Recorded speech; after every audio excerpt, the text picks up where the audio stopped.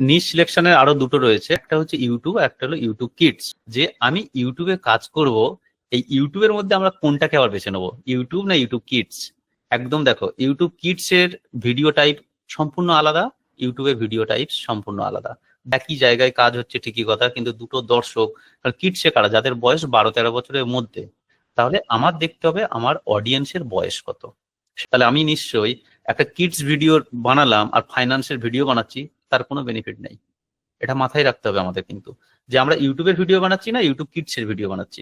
এটা ভীষণ ভীষণ ভীষণ ইম্পর্টেন্ট, যে আমাদের চ্যানেল নিশ সিলেকশনের পরেও চ্যানেলের নিশ কি হবে, চ্যানেল কোন ক্যাটাগরির চ্যানেল হবে, ইউটিউবের নর্মাল যে ইউটিউবটা নাকি কিডস।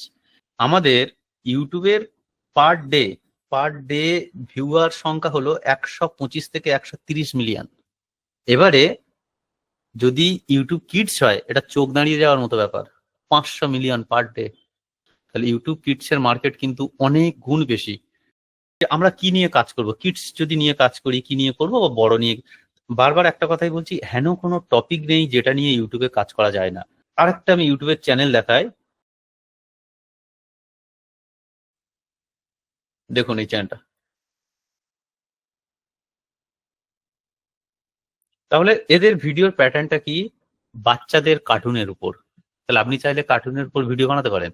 বড়দের চ্যানেলে কার্টুনের ভিডিও বানালে কিন্তু সেইভাবে চলবে না।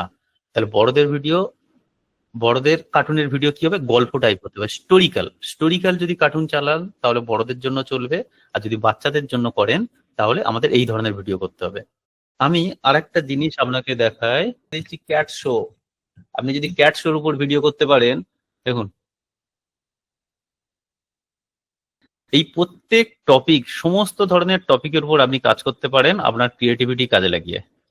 একটা জিনিস ক্লিয়ার, যে আমরা যেহেতু ইউটিউব ফিল্ডে রয়েছি, আমরা কোনো টপিক বাদ নেই যেখান যেখান দিয়ে আমরা ভিডিও বানাতে পারবো না। আমরা সমস্ত জিনিস দিয়ে ভিডিও বানাতে পারবো, কিন্তু আমাদের ক্রিয়েটিভিটিটাকে শুধু কাজে লাগাতে হবে।